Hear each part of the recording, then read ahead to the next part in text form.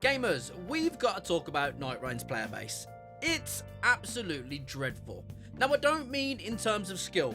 If someone's a bad player, if someone is just running into trios to have a bit of fun, you know, to help be carried by other people, that is perfectly fine. That's what the trios are there for. That's what the random matchmaking is there for, to help players that are on the lower skill side. Now, what I'm talking about is the way players have no understanding of teamwork, the way that they do not want to help anyone but themselves in a run that is all based around teamwork. Now, I play mostly in Depth 5, but every now and again I'll move back down to Depth 3 and Depth 4 just to have a little bit more fun, because anyone who's played in Depth 5, which is, you know, only the 3% of yous, will understand how not just difficult Depth 5 is. Like, Depth 5 is very difficult unless you've got damage negation at full and you're not a squishy character. You are getting one shot by most bosses and even a lot of enemies. I am talking about the fact that Depth 5 is kind of boring. Now, I'll just add a bit more to that. I don't mean boring as in the gameplay, because, you know, the gameplay in Depth 5 is the same as the gameplay in Depth 1. It's the same gameplay, it's just the difficulty has been turned up to 10. What I'm talking about is most of the time, like 99% of the time, you are going to be playing with 3 insanely cracked players and nothing's going to go wrong. And even when something does go wrong, everyone's skill is high enough that the problems get resolved very quickly. Just as an example, as you can see here, the Iron Eye goes down literally in one shot, and I had my ultimate ready to save him, which essentially put everyone in a position where they could carry on attacking the boss. Now, again, this seems like really basic gameplay, but most people would have wasted the ult long before then, and, you know, it just wouldn't have turned out that way, and that's when the runs start to go to pot. Now, skill aside, because yeah, good players are good. Who would have known? Now, with over 1,300 hours and like 300 of them are in the DLC, yes, I know I need to touch grass and take a shower. The reason why most runs go bad, especially Depth 3, is because the team doesn't make decisions that's good for the team.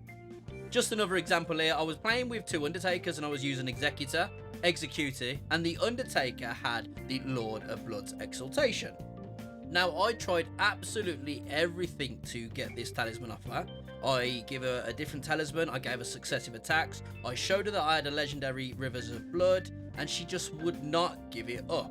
Bearing in mind, the other Undertaker actually dropped it for me earlier on, and the other Undertaker was actually using Starfist, so it would have benefited her. But this Undertaker herself, they had no need to be using it. And as you can imagine, it's the same kind of player that also goes down consistently throughout the whole entire match. In fact, they went down so much that I end up soloing the boss on my own at the very end of the game without the help of either of the Undertakers.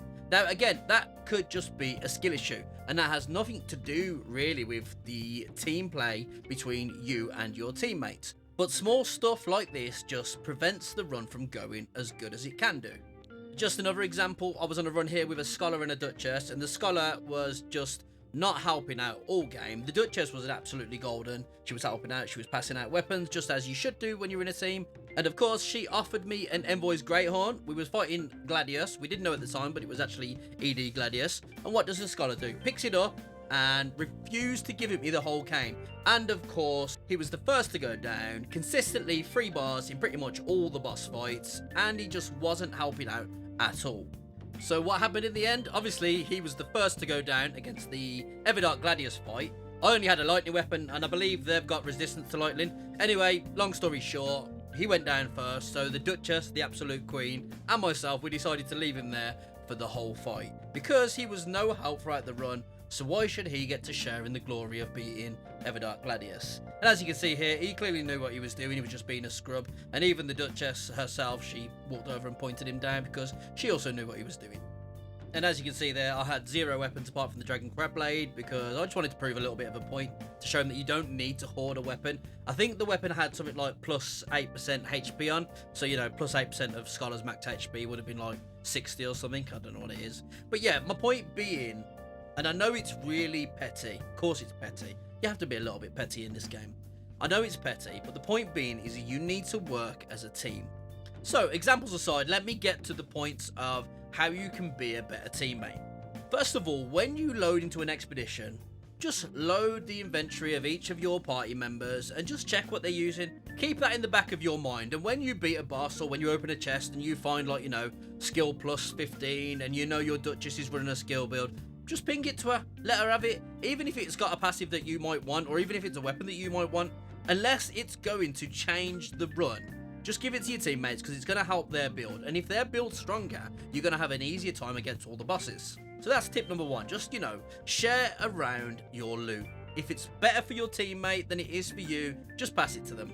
Tip number 2, and this one is probably just as important as tip number 1. If you're running Night Invaders and Everjails and your party isn't, just be aware that that is going to be very little value to them if you're running around to camps to get Stone Sword keys and then to Everjails, because they're not running it. They would have a better time going to field bosses and stuff like that. So don't try and force Night Invaders and Everjails on players that aren't running those relics. Now, I'm not saying you shouldn't, because you can still get dormant powers from the Everjails, which most of the time they're going to be used for, and you can also still get very good passives from Night Invaders. But just be aware, if you're the only person on the team that is running Night Invader or Everjails, you don't want to be making the 2 other team members go out of their way to a night camp just to get 7% damage boost for you, or, you know, a 5% damage boost from an Everjail. They will have a better time, they'll get more value out of going through field boss to field boss and then, you know, to the castle or whatever.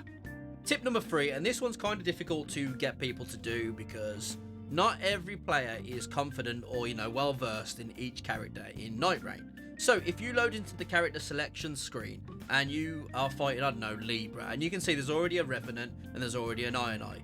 The last thing the team needs is someone else picking another squishy character, like, you know, another Revenant or another Ionite. So it might be on you to pick a more tanky character to be able to keep the other 2 alive. Now, I'm not saying that's something that you should have to do. Of course you don't. You paid for the game. You can play any character you want. But if you are in the deep of night and you want to win, the chances are if you're running 3 squishy characters, you're going to have a more difficult time than you would if you were running someone who's a little bit more tanky and able to keep the team alive. So just be aware that it might be on you. If the other character clearly isn't going to move off one of the characters you would like to play, it might be worth just having the other characters set up with their relics, because you can now preset relic builds, and just picking a more tanky character, and it's for the betterment of the team. Again, I understand that you shouldn't have to do that because you've paid for the game, but if you want a better chance of winning, it's going to be better for you if you pick a more tanky character to help the other 2 squishy characters stay alive. Tip number 4, and by now I would have thought this one was obvious, but please stay with the team. Now, if you're playing a caster, then sure, yeah, run to the Sorcerer's Rise, or even if you're playing a skill build, pick up your Starlight Shards, pick up your Dormant Power from whatever's at the top of the Sorcerer's Rise. And if you're playing, you know, like a Faith caster, sure, go to a church, grab your seals. But if you're one of those that likes to run off and do their own thing when, you know, 2 of your players are already fighting a field boss, just go with the team. Even if it's something you don't think is the right decision, just go with the team, because the chances are whatever they're doing is going to need your help. You're going to get it done quicker, and then you can probably do the thing that you want to do after. Now, saying that, if you are a player that isn't a caster and you're leaving your casters to go to churches, to go to Sorcerer's Rises on your own, just don't. Just go with them, help them out. You might even have a dormant power there in the Sorcerer's Rise that's going to work for you, like a plus 10 HP. Or in the church, you know, maybe there's going to be something in there for you, like a damage negation at full. Just stick with the team and stay together, because the run will go better that way and there'll be no problems. In fact, the only time you should all be splitting up is on the very first day on the Great Hollow map to each find a crystal. Get that done very quickly, go get your dormant powers, and on the way, take out field bosses, and you'll be overpowered before day 1 even finishes. And lastly, I could be talking for days of how many things that I think people should do to help the runs out, but this will be the last tip for the sake of the length of the video. This sounds corny, but play your role.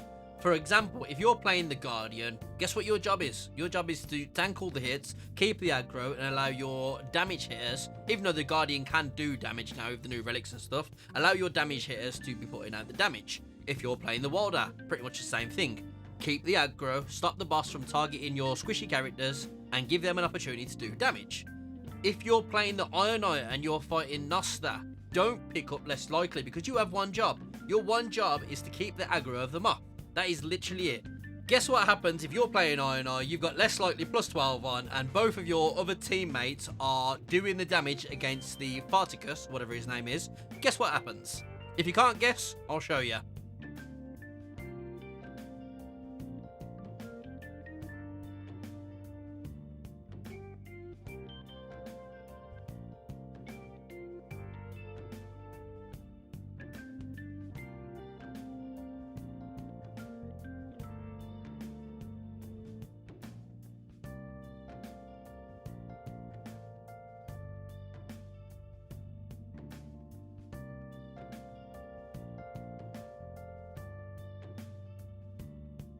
Now, a few of you might be thinking this is just my opinion on things, you know, this doesn't necessarily mean I'm right. And you're right, I'm not necessarily right. This is just me from experience of playing 1300 hours in Nightreign and seeing where runs go wrong.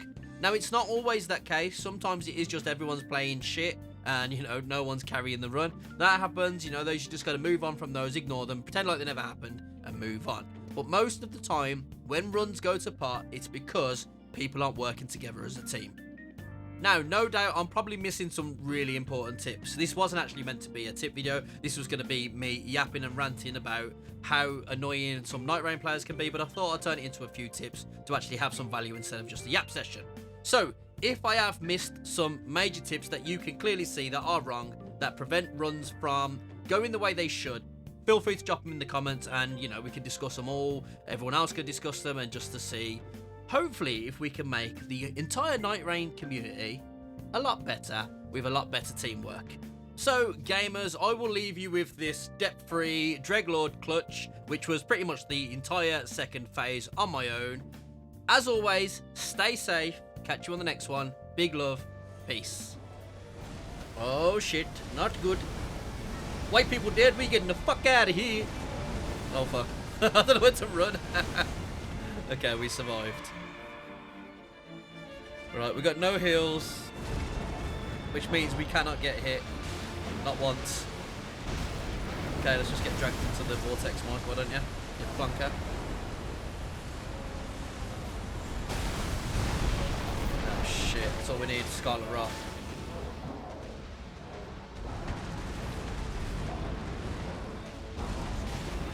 Come on, give me a bleed proc. We need it desperately. Gotta watch those. Oh, shite. Ah, but yes, that's what I tell you.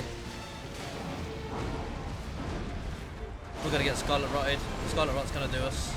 Shit. Okay, there's a bleed proc. That's good. That's good. We need to defeat him before the Scarlet Rot kills us. Can we do it? That's the question. Oh shit, I forgot about that. We got the ground thing. Oh, of course he does this move, doesn't he? That's so annoying. Ah, you fucker. You gotta roll that mic. Oh shit. Okay. Go on, yeah, you just keep screaming. You keep doing your squealing, dude. Not gonna lie, that ground thing is absolutely clutching this run right now. The holy ground. Let's go, we did it. Let's go.